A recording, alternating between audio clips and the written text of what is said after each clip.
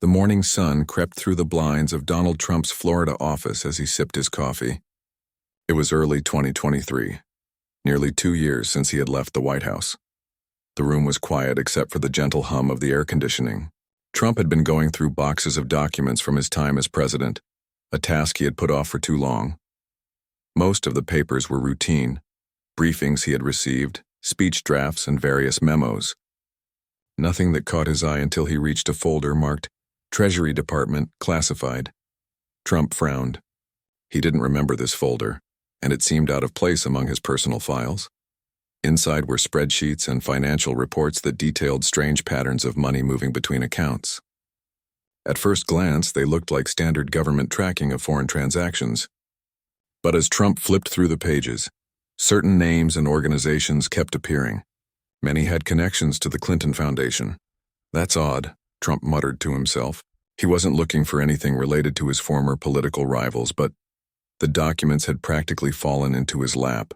One report showed millions of dollars flowing from foreign governments through a maze of shell companies before landing in accounts linked to prominent American political figures.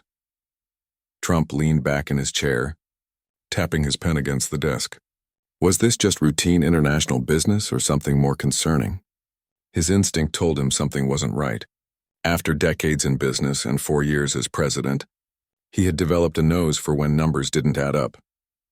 He reached for his phone and called Michael, his former Treasury Department advisor who had helped track terrorist financing. "Mike, I need your eyes on something. Can you come down to Florida this weekend? And keep it quiet." 3 days later, Michael sat across from Trump, carefully examining the documents. His normally relaxed face had grown increasingly serious as he turned each page. "Sir, where did you get these?" Michael finally asked, looking up from the papers. "Found them mixed in with my files. Someone must have included them by mistake when we left Washington." Michael nodded slowly. "These aren't just random transactions. They show a pattern that my team was starting to investigate back in 2020, but we were told to back off, said it was being handled by another department." He tapped one of the spreadsheets. "See these transfers coming from these 5 countries? They all follow the same path through these shell companies, and then they split into these foundations. And look who sits on the boards of those foundations." Trump looked closer at the names. He recognized many of them. Former cabinet members from previous administrations, retired senators, family members of current politicians. And yes, several people connected to the Clintons. This could be completely legitimate, Michael cautioned, but the pattern matches how we've seen corrupt foreign influence operations work in other countries. Trump sat silently for a moment. Going after this could be seen as a political vendetta, but if there really was a network of corruption involving top American political figures, didn't the public deserve to know? "We need more information," Trump decided. "This isn't enough to go public with. We need to be absolutely certain." Over the next 2 weeks, Trump quietly reached out to a handful of trusted former officials. Each was selected for their specific expertise and their reputation for putting country above politics. By early March, a small team had assembled at Trump's Florida estate. The group included Jennifer, a former FBI financial crimes specialist; Robert, who had worked in counterintelligence; David, an expert in digital forensics; and Patricia, a former prosecutor experienced in corruption cases. None were outspoken political figures, and all had served across multiple administrations. "I want to be clear about what we're doing here," Trump told them during their first meeting. "This isn't about politics. If we find evidence of wrongdoing by Republicans, Democrats, or anyone else, we follow it. If we determine there's nothing here, we drop it." "Agreed," they all nodded. Jennifer spoke up first. "I've reviewed the initial documents. They're concerning enough that I think we need to dig deeper. But we need to be methodical and thorough." "What do you need?" Trump asked. "Access to more financial records," Jennifer replied. "Bank statements, wire transfer details, corporate filings. And we need to do this legally." Robert added, "We should also look at meeting logs, travel records, phone calls. If there's a real network here, there will be communication patterns we can identify." David raised a practical concern. "How do we get access to these records without official authority?" "We're private citizens now." Trump smiled slightly. "I still have friends who believe in transparency, and there are legal ways to request much of this information. We just need to know where to look." Over the following months, the team worked in complete secrecy. They converted a guest house on Trump's property into their operations center. Walls were soon covered with charts tracking money flows and connections between individuals and organizations.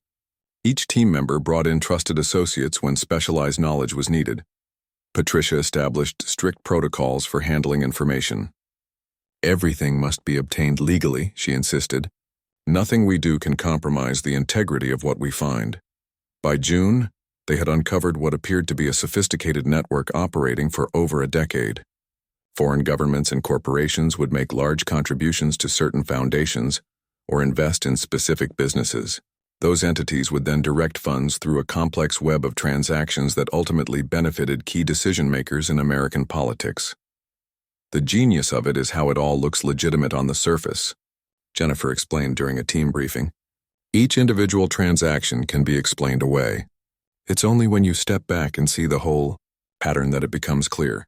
David had discovered encrypted communications between key figures using specialized software normally employed by intelligence agencies. They were careful, he noted, but they got sloppy in a few instances. The most disturbing discovery came in late July. Robert found evidence suggesting that classified government decisions had been influenced by this network.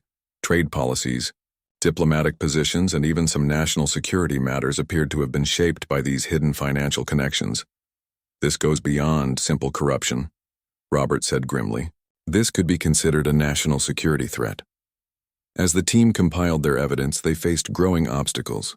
Team members noticed unusual activity on their phones. David detected sophisticated attempts to penetrate their computer systems. 2 team members reported being followed. Someone knows what we're doing, Robert warned, and they're getting nervous. The pressure intensified when Jennifer's home was broken into while she was working at Trump's estate. Nothing of value was taken, but her home office had been thoroughly searched. Trump called an emergency meeting. This has gone beyond coincidence. We need to take additional security measures and accelerate our timeline. Patricia agreed. We have enough now to take this to proper authorities. The question is, who can we trust to handle this objectively? It was a crucial question. The network they had uncovered had connections throughout government agencies, including some in the Justice Department. Going to the wrong person could result in the investigation being buried. Trump spent a sleepless night weighing the options. By morning, he had made his decision. He would approach a small group of senior Justice Department officials known for their independence and integrity. But first, the team would prepare a comprehensive report documenting everything they had found. For the next 2 weeks, they worked around the clock organizing their evidence. Financial records were cross-referenced with meeting logs. Communication patterns were mapped against policy decisions. Witness statements were compiled from those who had observed parts of the operation. The resulting report was over 300 pages, with thousands of pages of supporting documents. It detailed what appeared to be one of the most sophisticated influence operations ever uncovered in American politics. On a warm August morning, Trump looked at his team gathered one last time before taking their findings public. They looked tired but determined. Whatever happens next, remember why we did this, Trump told them. Not for politics, not for revenge, but because the American people deserve the truth. As Trump prepared to leave for Washington with the report, he knew he was about to shake the foundations of American politics. The path ahead would be difficult and dangerous. But having seen the evidence, he felt he had no choice but to move forward. What had started with a misplaced folder had uncovered what appeared to be a decades-long operation that had corrupted the highest levels of government. Now it was time for the American people to learn the truth. Trump took a deep breath and picked up the phone to make the call. That would set the next phase in motion. The real battle was about to begin. The team's headquarters in the guest house of Trump's Florida estate buzzed with activity. It had been 6 weeks since they began their investigation in earnest. What had started with a few suspicious financial documents had grown into something much larger and more concerning. Jennifer stood before a large digital screen displaying a complex web of connections. Red lines tracked money flows, blue lines showed communication patterns, and green lines identified official government actions that appeared connected to the network. We've identified 3 main hubs of activity, she explained, pointing to clusters on the screen. The first operates primarily through this set of foundations. They receive funds from foreign governments and corporations, supposedly for humanitarian projects. She zoomed in on the first cluster. The money goes in, but only about 30% actually funds charitable work. The rest moves through this chain of consulting companies, all charging excessive fees for vague services. Robert picked up the explanation. Those consulting companies are registered in countries with strict privacy laws. But we've traced the ownership through multiple layers. They all connect back to close associates of powerful political figures. David, who had been working at his computer, stood up. I've just received confirmation on those Swiss accounts. The same pattern we saw in the Caribbean transactions is showing up here too. Trump studied the display quietly. The evidence was becoming overwhelming, but he knew they needed to be absolutely certain. What about the Clinton connection? He asked. Patricia stepped forward. It's not just the Clintons. This network crosses party lines. But yes, the Clinton Foundation appears to be a significant node in the system. We've identified at least $140 million that followed this suspicious pattern. She pulled up a new display showing a timeline. The activity increased dramatically during key periods when policy decisions were being made. Look at these spikes in transactions before the Russian uranium deal, before certain trade agreements with China, and during negotiations with Middle Eastern countries. Trump nodded slowly. Do we have proof that these transactions actually influenced policy decisions? That's the hardest part to prove conclusively, Robert admitted. But we've found some smoking guns. He brought up a series of emails they had obtained through various legal channels. These communications between Foundation executives and government officials showed discussions of policy matters immediately followed by references to donations. David added, and we've recovered deleted messages where they explicitly discuss quid pro quo arrangements. In one case, a foreign minister wrote that his government's $10 million contribution secured the desired policy outcome. The team had faced numerous obstacles in their investigation. Many records had been destroyed or were heavily redacted. Several potential witnesses refused to talk or suddenly changed their stories after being approached. But they had found unexpected allies as well. A group of honest officials within various government agencies had privately provided crucial information. Several former employees of the foundations involved had come forward with first-hand accounts of suspicious activities. One former foundation executive had provided particularly damning testimony. He described how he had been instructed to set up a special communication channel for donors who needed expedited attention from government officials. The deeper we dig, the worse it gets, Jennifer said. This isn't just about money. It's about selling influence and compromising national security. Trump walked closer to the display, studying the intricate web of connections. What about these accounts in Eastern Europe? He asked, pointing to a section of the diagram. That's one of the most concerning discoveries, Patricia replied. Those accounts connect to individuals with known ties to foreign intelligence services. We believe they were using financial relationships to develop leverage over American officials. The room fell silent as the implications sank in. This was potentially beyond corruption. It could involve foreign influence operations targeting the highest levels of the U.S. government. We need more, Trump said finally. The evidence has to be airtight. No one will believe this without overwhelming proof. The investigation continued for another month. The team worked methodically, following every lead and documenting each discovery with meticulous care. A breakthrough came when they identified a key witness, a former financial officer for one of the shell companies, who had kept detailed records as an insurance policy, initially reluctant to come forward. He agreed to provide his documentation after receiving assurances about his safety. His records included meeting minutes where Foundation executives explicitly discussed how to conceal the true sources of funds and their ultimate destinations. Even more damaging were recorded conversations where political figures acknowledged their awareness of the scheme. This is exactly what we needed, Patricia said after reviewing the new evidence. This witness connects all the dots. He can testify to direct knowledge of intentional wrongdoing. The team worked to verify every aspect of his account. They cross-referenced his documents with the financial records they had already collected.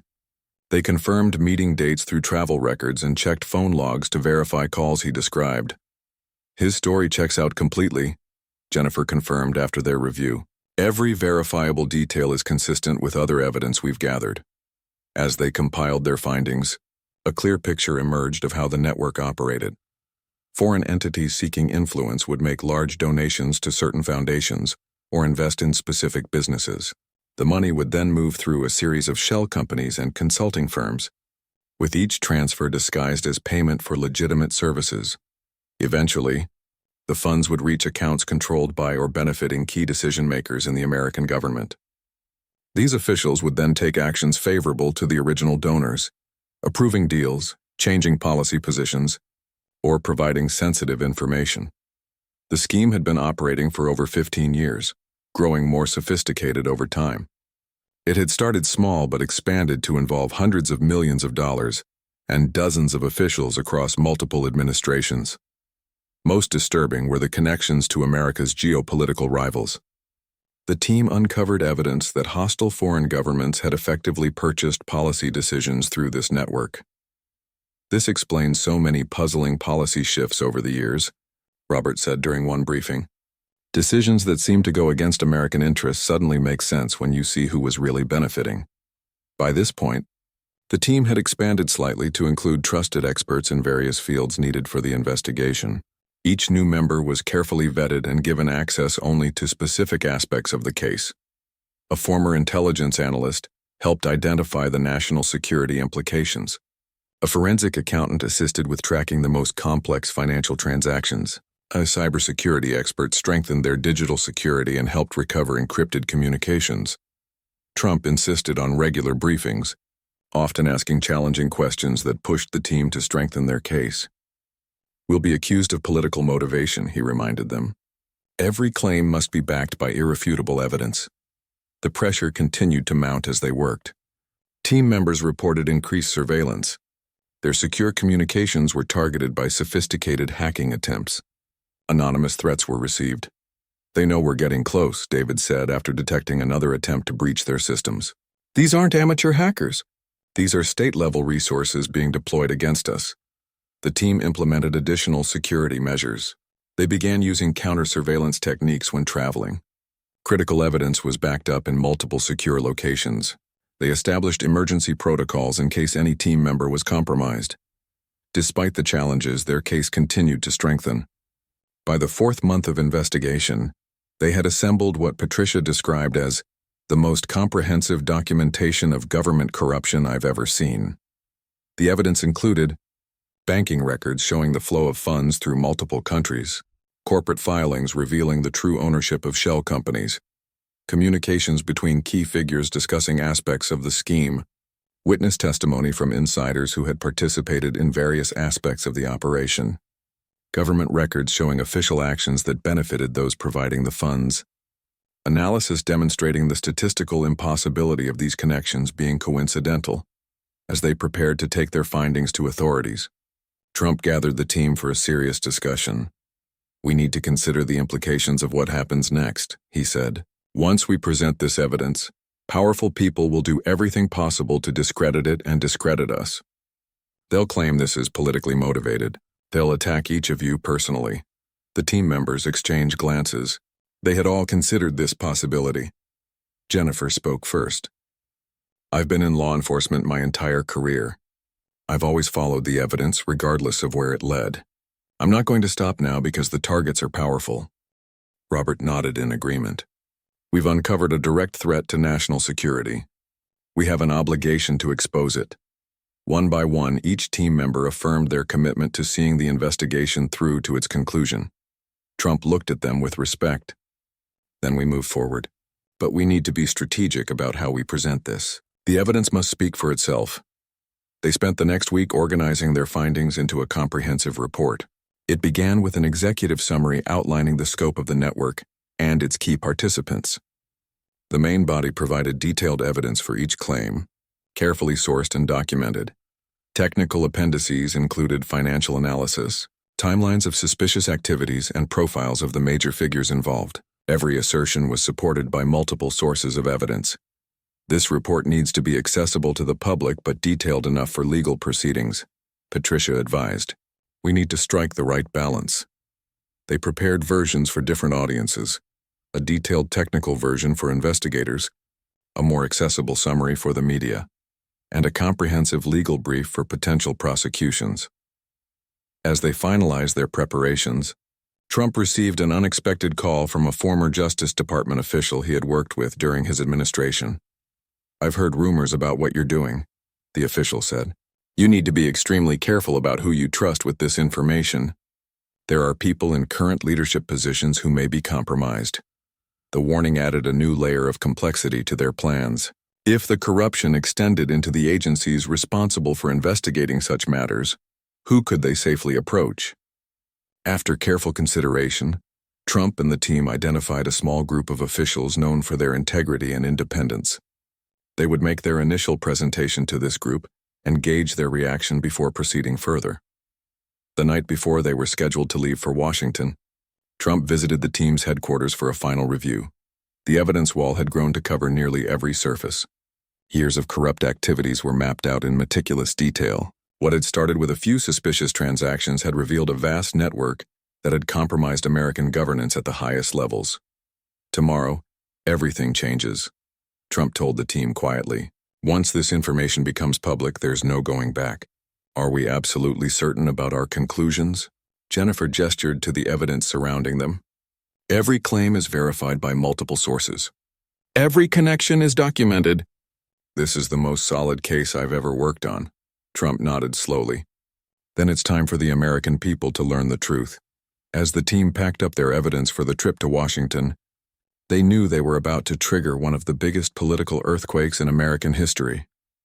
The quiet phase of their investigation was ending. The public confrontation was about to begin. The team arrived in Washington on a cool September morning. The familiar skyline of the nation's capital looked the same, but for Trump and his investigators, everything had changed. They now carried evidence that could shake the foundations of American political power. They had chosen a private location for their first meeting, a secure conference room in a nondescript office building. The team had swept the room for surveillance devices and established strict security protocols. No phones or electronic devices were allowed inside. Trump had arranged to meet with 3 senior Justice Department officials with reputations for independence and integrity. All had served across multiple administrations and were respected by both parties. At precisely 10 a.m., the officials arrived. After brief introductions, Trump opened the meeting. "Thank you for coming," he began. "What I'm about to share with you is the result of a months-long private investigation. I want to be clear that this is not about politics. This is about a threat to our nation's integrity." He nodded to Jennifer, who began their presentation. For the next 2 hours, the team methodically laid out their findings. They displayed financial records, communications, witness statements, and analysis. They explained how the network operated, who was involved, and how government decisions had been influenced. Throughout the presentation, the Justice Department officials remained stone-faced, occasionally asking pointed questions. When the presentation concluded, the room fell silent. Finally, the most senior official, William Harris, spoke. "Mr. President, these are extremely serious allegations. If even half of what you're presenting is accurate, this would be one of the most significant corruption cases in American history. Every fact has been verified from multiple sources," Patricia assured him. "We've been meticulous." The second official, Eleanor Reynolds, looked troubled.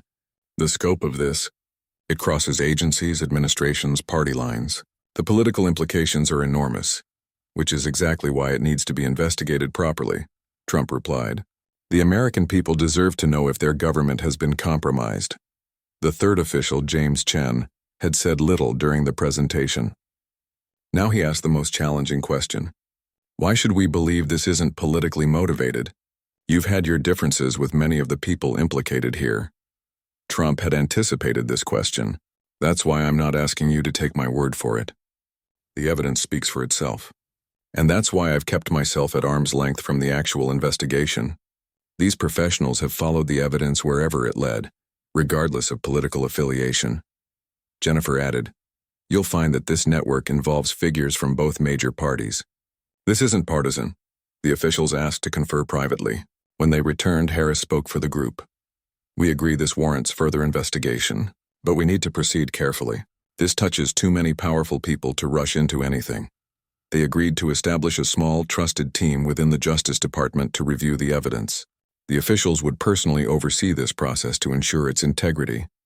As they left the meeting, Robert expressed cautious optimism. They seemed to take it seriously. That's a good first step. But Trump was more reserved. They'll face the same pressures we have. Maybe worse. Let's see what happens next. Over the following days, the team made their evidence available to the Justice Department reviewers. They answered questions and provided additional documentation as requested. The process seemed to be moving forward professionally. Then, without warning, everything changed. 1 week after their initial meeting, Trump received an urgent call from Harris. "We need to meet immediately." Not at the Justice Department. Somewhere private. They arranged to meet at a secure location that evening. When Harris arrived, he looked shaken. "There's been interference," he said without preamble. "Yesterday I was called to a meeting with the Attorney General. He informed me that our review was being reassigned to a different division. When I objected, he made it clear that this came from above him." "What division is taking over?" Patricia asked. "A newly formed special task force. I looked into the people assigned to it. Every one of them has connections to individuals named in your investigation. The implications were clear. The evidence was being channeled to people who had every reason to bury it. There's more," Harris continued. "This morning my security clearance access was restricted. Chen has been reassigned to a field office in Alaska. Reynolds has been placed on administrative leave pending a review of her handling of an unrelated case from 3 years ago." Trump's team exchanged concerned glances. The pattern was unmistakable. Anyone taking their evidence seriously was being sidelined or removed. "What happens to our evidence?" Jennifer asked. "It's been secured as part of an ongoing review," Harris replied. "In effect, it's been locked away." Trump had anticipated potential resistance, but not such a swift and coordinated response. "They're more afraid of this than I expected," he observed. "Which tells me we're on the right track." Harris looked torn. "I believe in working through proper channels. But what's happening now? It's not right. If you want my unofficial advice, you need to consider other options." After Harris left, the team held an emergency meeting. Their carefully planned approach had hit a wall of institutional resistance. "They're trying to bury this," Robert said, "and they have the power to do it." "We have copies of everything," David reminded them. "They can lock up the evidence we provided, but they can't erase what we know." Trump considered their options. Going through official channels had been their first choice, but now they needed alternatives. "What about Congress?" Jennifer suggested. "We could brief selected committee members." Patricia shook her head. "Too many of the people implicated have allies on key committees. We'd face the same problem." "The press?" David proposed. "Okay," Robert countered. "Some outlets would dismiss this as political. Others might selectively report only the parts that fit their narrative." Trump had been listening quietly. Now he spoke. "We need to go directly to the American people. But first we need to gather more allies within the system."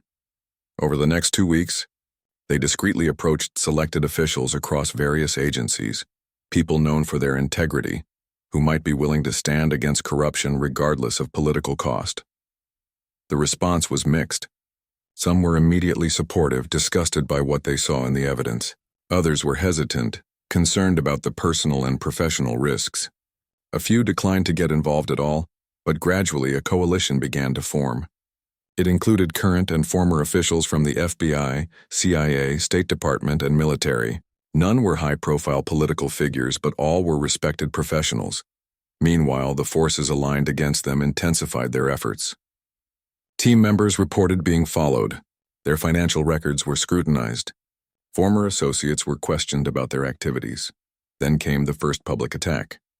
A prominent news outlet published a story claiming that Trump was conducting a rogue investigation as part of a personal vendetta. The article cited anonymous sources questioning the team's methods and motives.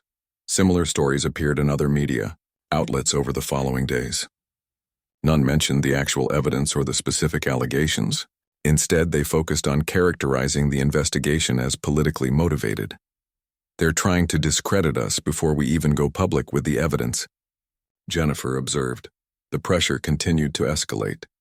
David discovered sophisticated attempts to hack their secure communications. Jennifer learned that her professional licenses were being reviewed by regulatory authorities. Patricia was informed that cases she had prosecuted years ago were being re-examined. "They're sending a message," Robert said. "Back off or be destroyed." The breaking point came when they learned that a grand jury was being convened to investigate their investigation, specifically, how they had obtained certain documents. "They're trying to criminalize our efforts to expose criminal behavior," Patricia said, her voice tight with anger. "They'll claim we obtained evidence improperly, even though we were meticulous about following legal channels." Trump gathered the team. "It's time. We can't wait any longer. We need to take this public before they completely control the narrative." They devised a strategy. Rather than relying on any single outlet or institution, they would release key evidence through multiple channels simultaneously. Their coalition of supportive officials would provide institutional credibility. As they prepared for this public phase, they received an unexpected warning from a source inside the Justice Department. "There's discussion of seizing your documents and equipment under national security pretexts. Move quickly." That night, they transferred their evidence to secure locations and established backup communication channels. By morning, they were ready to launch their public disclosure. The first phase began with a formal press conference. Trump appeared alongside several respected former officials from his coalition. He made a brief statement announcing that he had uncovered evidence of a vast influence network that has corrupted American governance at the highest levels. He then introduced Jennifer, who presented a carefully prepared summary of their key findings. She was deliberate and factual, avoiding political language or accusations. She focused instead on the evidence, the money trails, the communication patterns, the policy decisions that appeared linked to foreign influence. As she spoke, the team simultaneously released a public version of their report online. It included enough specific evidence to substantiate their claims while protecting sensitive information and ongoing investigative avenues. The reaction was immediate and intense. News networks interrupted regular programming to cover the press conference.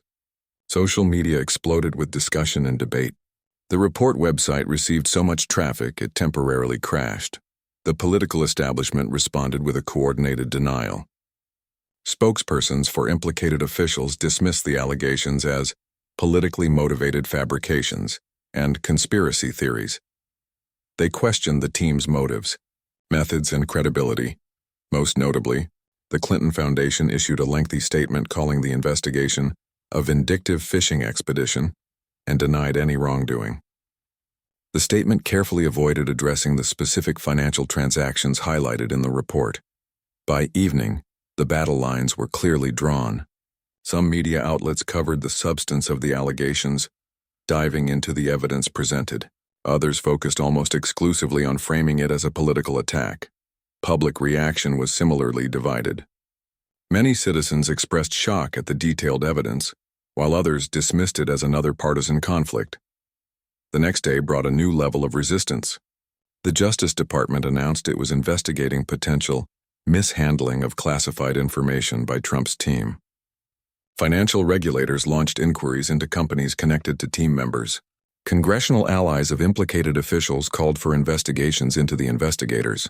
Trump had anticipated this response. "They're trying to change the subject," he told his team. "We need to keep the focus on the evidence." They implemented the second phase of their strategy. Each day, they released additional evidence focusing on specific aspects of the corruption network. They provided documents, witness statements, and analysis that built an increasingly compelling case. They also began working with international partners. The corruption network extended beyond American borders, involving officials in multiple countries. By sharing evidence with trusted foreign investigators, they created additional pressure points beyond the reach of domestic influence. The coalition of supportive officials proved crucial during this phase. When attempts were made to discredit specific pieces of evidence, these officials stepped forward to verify their authenticity and significance. Their diverse backgrounds and service across multiple administrations helped counter claims of partisan motivation. A critical moment came when one of the whistleblowers from the foundations involved decided to go public. Despite threats and intimidation, he appeared in a televised interview describing what he had witnessed. His testimony put a human face on the abstract financial transactions and policy decisions. "I couldn't stay silent anymore," he explained. "What I saw wasn't just normal politics or influence. It was a systematic selling of American interests." His public statement inspired others. Over the following weeks, additional whistleblowers came forward. Each provided new pieces of the puzzle, strengthening the overall case. The tide of public opinion began to shift. As more evidence emerged, it became increasingly difficult to dismiss the allegations as politically motivated. Citizens across the political spectrum expressed concern about the documented foreign influence. Pressure mounted on official institutions to respond substantively to the evidence rather than attack the investigators. Several congressional representatives, including some from the same party as many of the implicated officials, called for formal hearings. International reactions added to this pressure. Allied governments launched their own investigations into how their officials might have been compromised by the same network. Foreign media, less constrained by domestic political considerations, often provided more direct coverage of the evidence. The opposition didn't relent. Team members faced continued legal harassment, media attacks, and personal threats. Several had to relocate their families due to security concerns. Financial and professional pressure tactics escalated. Trump himself became the primary target. Old controversies from his presidency were revived in the media. New allegations emerged, often from anonymous sources. Political figures accused him of attempting to destabilize democracy. Through it all, he remained focused on the evidence. "This isn't about me," he insisted in public statements.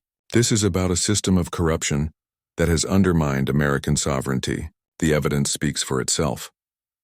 By the third week after their initial disclosure, it was clear they had passed a tipping point. Too much evidence was now public for the matter to be buried. Too many independent sources had confirmed key aspects of their findings. Too many citizens were demanding answers. The Attorney General, under mounting pressure, announced the appointment of a special counsel to investigate the allegations. To widespread surprise, he selected a respected former judge with a reputation for fierce independence. Trump and his team were cautiously optimistic. "It's a start," Patricia noted, "but we need to make sure this doesn't become another way to control and limit the investigation." They continued releasing evidence and working with their coalition to maintain public attention. They provided their full findings to the special counsel, while maintaining enough public pressure to ensure the investigation wouldn't be quietly sidelined. As the special counsel's work began, Trump gathered his team at their Washington headquarters. The walls that had once been covered with evidence were now mostly bare. The documents had been provided to investigators or released to the public. "We've done what we set out to do," he told them. "We've brought the truth to light. So now it's up to the American people and their institutions to decide what happens next." Jennifer looked around at her colleagues, dedicated professionals, who had risked their careers and reputations to expose corruption. "Do you think they'll actually be held accountable?" she asked. Trump considered the question carefully. "The road ahead will be difficult. The people we're dealing with have spent decades accumulating power and influence. They won't give that up easily." He paused, then continued with determination. "But something has changed. The American people have seen behind the curtain. Once that happens, it's hard to go back to the way things were." As they left the meeting, news alerts came through on their phones. The first congressional hearings had been scheduled. The public phase of accountability was about to begin. The congressional hearing room was packed to capacity.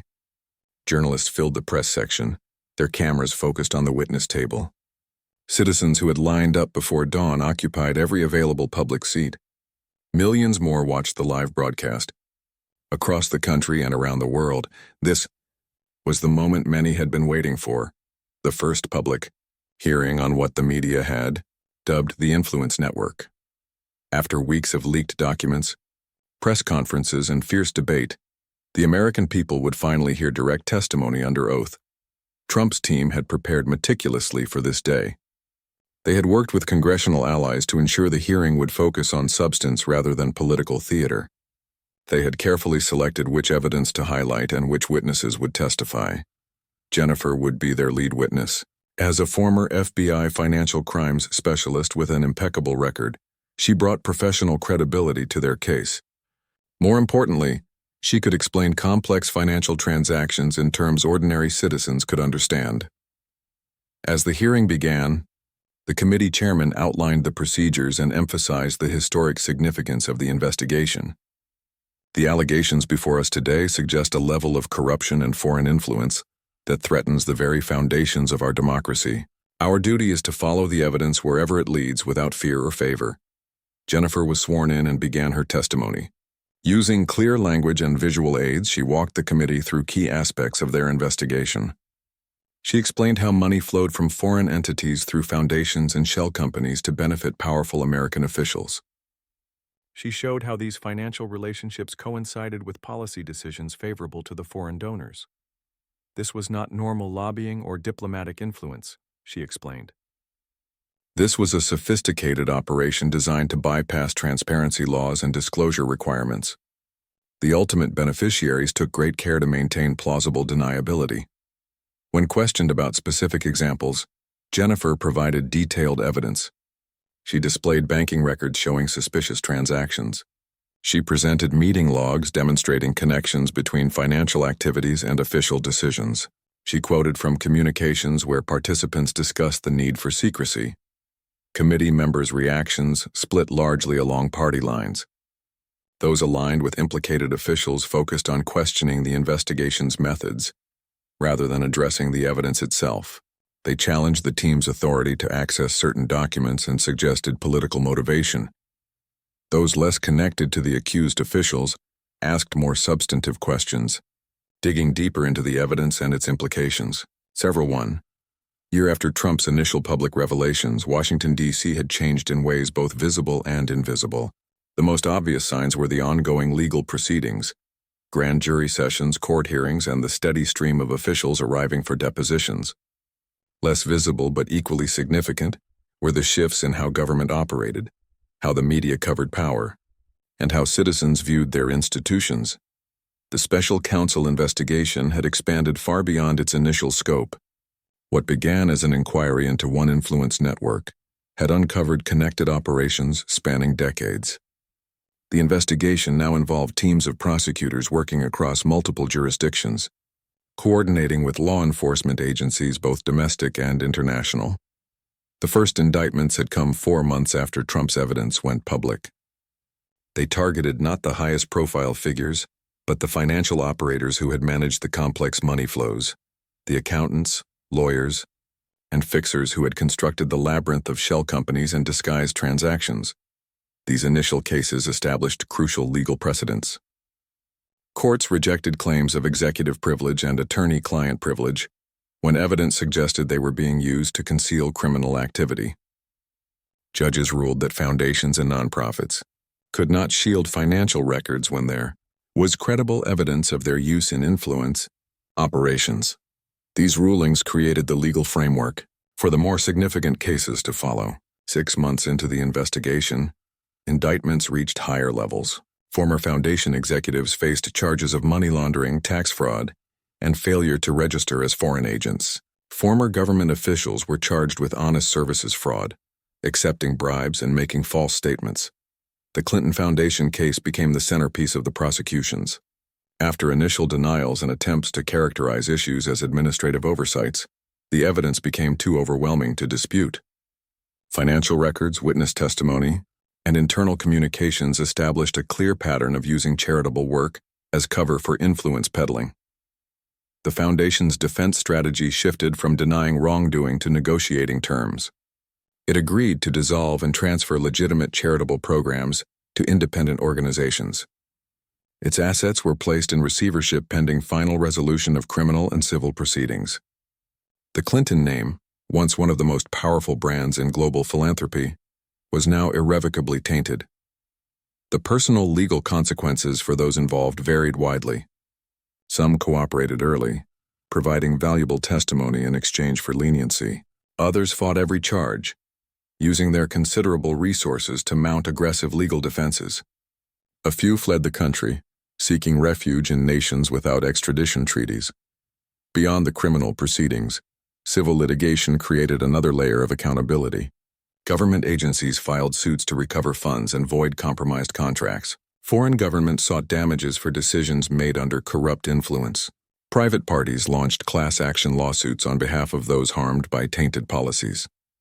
For Trump, the aftermath brought a complex mixture of validation and continued challenges. His evidence had been substantiated by multiple independent investigations. His central allegations had been proven correct. Yet he remained a polarizing figure, still characterized by opponents as motivated by political vengeance rather than pursuit of justice. He maintained his focus on the evidence and its implications. This was never about personalities, he repeated in public statements. This was about a system that betrayed the American people. The question now is what we're going to do to fix it. His investigative team had transitioned to various roles. Jennifer had been recruited to assist the special counsel's investigation, bringing her financial expertise to the prosecutorial team. Robert advised congressional committees working on legislative reforms to prevent similar corruption in the future. Patricia had returned to legal practice, representing whistleblowers coming forward with additional evidence. David had perhaps the most unexpected role. His expertise in digital forensics led to his heading a new nonprofit dedicated to transparency and accountability in government. The organization developed tools allowing citizens to track money in politics more effectively and identify potential conflicts of interest. The media landscape had undergone its own transformation. Outlets that had initially dismissed Trump's allegations as conspiracy theories had to reckon with their failure to investigate the corruption he exposed. Those that had provided more substantive coverage gained credibility and audience share. A new emphasis on financial forensics and following money trails emerged across investigative journalism. International ramifications continued to unfold. Allied governments conducted their own investigations into how the influence network had affected shared interests and international agreements.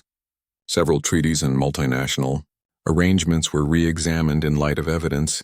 They had been shaped by corrupt influences rather than legitimate national interests. The broader political system struggled to absorb the shock of the revelations. Both major parties faced internal reckonings as members were implicated across partisan lines. Reform factions gained influence, pushing for stricter ethics rules and transparency requirements. Old power structures weakened as their corruption was exposed. Public opinion reflected this complex reality. Trust in established institutions reached historic lows as citizens processed the extent of the corruption revealed. Yet paradoxically, civic engagement increased. Voter participation rose, with candidates' ethics records becoming a primary concern. Grassroots movements demanding accountability gained momentum across the political spectrum. Congressional committees developed legislative responses aimed at preventing mylar corruption in the future. These included enhanced financial disclosure requirements, stronger conflict of interest rules, more robust foreign agent registration provisions, and greater transparency for foundations and nonprofits engaged in policy-adjacent activities. The intelligence and law enforcement communities underwent their own transformations. Agencies established new units focused specifically on detecting and disrupting foreign influence operations. Counterintelligence priorities shifted to include economic and financial vectors of foreign interference alongside traditional espionage concerns. Corporate America also felt the effects. Companies that had participated in the influence network, knowingly or unknowingly, faced regulatory scrutiny, shareholder activism, and public relations crises. Many implemented stricter compliance protocols and more thorough due diligence procedures for international engagements. The financial industry, which had facilitated many of the transactions at the heart of the scandal, faced particular pressure. Regulatory agencies imposed new requirements for identifying and reporting suspicious transactions. Banks that had turned a blind eye to questionable money flows faced significant penalties and mandatory reforms. 18 months after the initial revelations, Trump held a press conference to mark the release of a comprehensive report on the investigation's findings to date. The document, compiled by an independent commission, provided the most complete account yet of how the influence network had operated and its effects on American governance. This report confirms what we revealed 18 months ago, Trump noted. A sophisticated operation allowed foreign interests to purchase influence at the highest levels of our government. The American people have now seen the evidence with their own eyes. He emphasized that the work of accountability was still ongoing. The legal process will continue to hold individuals responsible for their actions. But our focus must be on fixing the system that allowed this corruption to flourish. The event highlighted how much had changed since Trump had first discovered that folder of suspicious financial documents. What began as a private investigation had triggered a fundamental reassessment of how power operated in America. The full implications would continue to unfold for years, perhaps decades. For many citizens, the revelations had been profoundly disillusioning. Learning that decisions they thought were made in the national interest had actually been influenced by hidden financial relationships shook their faith in democratic governance. The scope of the corruption, crossing administrations and party lines, suggested systemic failure rather than isolated misconduct. Yet alongside this disillusionment emerged new determination. Across the country, citizens became more engaged in monitoring their representatives and demanding accountability. Transparency became a dominant concern in public discourse. New tools and platforms emerged to help ordinary people track money in politics and identify potential conflicts of interest. The influence network. Revelations also changed how Americans viewed their country's place in the world. Learning that foreign entities had effectively purchased policy decisions forced a reassessment of international relationships and agreements. Policies once presented as strategic necessities were now questioned as potentially compromised by corrupt influence. This reckoning extended to America's self-image. A nation that had long seen itself as a model of democratic governance now had to confront evidence of profound corruption at its highest levels. This required a more honest assessment of institutional strengths and weaknesses, and a recognition that democratic systems required constant vigilance to function properly. 2 years after the initial revelations, many of the legal proceedings had concluded. Dozens of individuals had been convicted of various crimes related to the influence network. Billions of dollars had been recovered through criminal penalties, civil settlements, and asset forfeitures. Hundreds of compromise decisions had been reviewed and, where possible, remediated. Trump marked this milestone with a more reflective public statement. When we began this journey, we couldn't have imagined where it would lead. We knew we had found evidence of corruption, but the full extent of the network exceeded anything we anticipated. He acknowledged the painful aspects of the process. Exposing this level of corruption has been difficult for our country. It's shaken faith in institutions and called into question decisions that affected millions of lives. But that painful truth was necessary for genuine healing and reform. The political consequences had been far-reaching. Many established figures from both parties had seen their careers end in disgrace. Others had adapted to the new environment, embracing reforms and higher ethical standards. A new generation of leadership was emerging, defined in part by their commitment to transparency and accountability.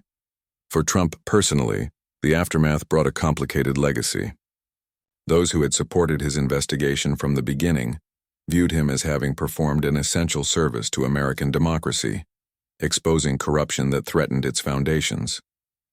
Those aligned with implicated officials still characterized his actions as politically motivated, regardless of the evidence ultimately uncovered.